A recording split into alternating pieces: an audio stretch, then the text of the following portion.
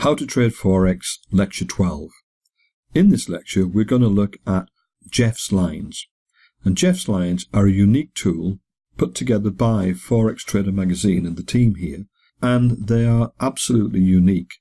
You'll be delighted when you see how they work. This is going to take a little time, so we've actually split this lecture into two, and it should be viewed with Lecture 13. So let's get you moving and see how Jeff's Lines work in practice. Jeff's Lines is not a barcode, it's actually an indicator that we're going to use to show some more really important pivot points. That's places on your trading platform where the price direction is highly likely to change. Jeff's Lines were created by me, Jeff Fitzpatrick, and they're exclusive and copyright protected to Forex Trader Magazine. Jeff's Lines are exactly that. Lines on my trading chart that years of observation and even more years of backtesting have shown me are reliable pivot points. And every day I record how the lines have performed and I give them a score out of 3. 3 being around perfect, 2 being reasonably good, and 1 being not so good. Here's an extract from the spreadsheet that I keep on that. And you can see going across, we've got the dates, we've got red or green. That's simply me recording whether the day was an up day or a down day overall in price. We've got the opening price, the high, the low, and the closing price for the day. And then in the next columns, those which are G, H, I, and J, we've got the number of pips that the price has moved in from opening to the highest point, from opening to the lowest point, and from the opening to the close of the day. So typically, let's have a look at that very top line, 25th of July 2014.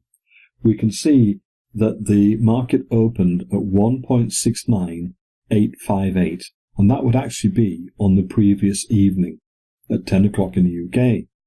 We had just 12 pips of movement going up, and over the course of the day, 25 pips of movement going down. There was therefore a net change of minus 10 pips and a range of 37 pips. The next one, average 10, is just a 10-day moving average. So we can't see the data that makes up that, but if we could, we'd see that the range had averaged at just 48 pips over the previous 10 days. I then record the volume. That's the amount of trading going on. And these are actually quite high volumes, 30,560.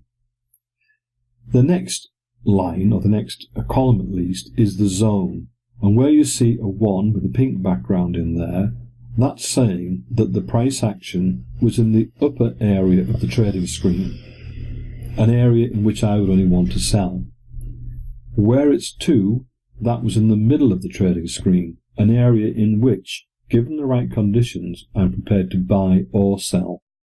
And where it's green, as it was at the bottom here, with the number 3 in it, then we're saying that the action is such that, conditions being right, I would only want to buy. The last column, lines, with the 1s, 2s in it, they are my scores of how well Jeff's Lines have performed in the day. And you'll see there are actually mainly 1s with some 2s. So this is performing very, very well. So we put the lines in, and you can have this done automatically. I'll come back to that. And they are, first of all, the bottom one here, the green line. The green line is the opening price of the day. So at 10 o'clock every evening in the UK, on my trading screen, there's a new line automatically put in at the opening price. And the old opening price line then disappears. Then, 50 pips either side of that green line, a purple line goes in. And so that's plus and minus 50. It would also draw in lines at plus and minus 75 pips away from the opening, plus and minus 100 pips away from the opening, and plus and minus 150 pips away from the opening. Jeff's Lines are drawn automatically every night as the market opens, and therefore they are only good for the current trading day. So when you can see the lines, they're always appropriate to the day that you're looking at in the very last of the the candlesticks if you've got a daily chart on your screen. So here's an example. We can see the opening price for the day was 1.58284, and I've got purple lines in 50 above and 50 below, and then we can see the three 75, 100 and 150 red lines above that, but this particular view only shows the two red lines below the opening point. That's the 75 and the 100 respectively. So looking at the area to the right of the last green vertical line, that's the area that I've circled, we can see where the opening price is, and the opening price on this particular day is 1.58284 on the pound dollar. And again, we're looking at a 1 hour chart. And the movement in that day has been, first of all, downwards, so there's been either no or virtually no upward movement. We've had a pivot point, which was at 1.58, and you can see that the price stopped there. In actual fact, it temporarily changed direction, bounced off it, before moving down again.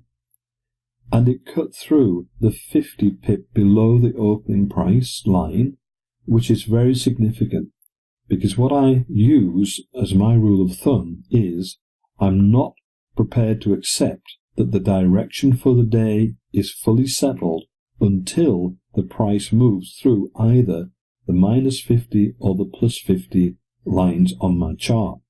So in this case, it moved through the minus 50. It then continued down, and lo and behold, where did it turn? It wasn't a full number. It was a lower red line. So it was actually the 75 pip line. It then went back up from there, and the next time it actually bounced off anything, it was a whole number pivot point. It then came down again and stopped, guess where? At one of my lines at the minus 50 line. So all day long, in this particular example, the lines were being used together with the whole number price point as pivot areas.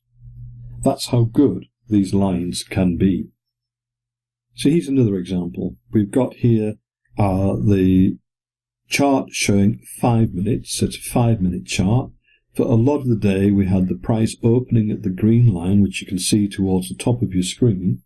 And then we had just a long period of movements, not moving far away from that.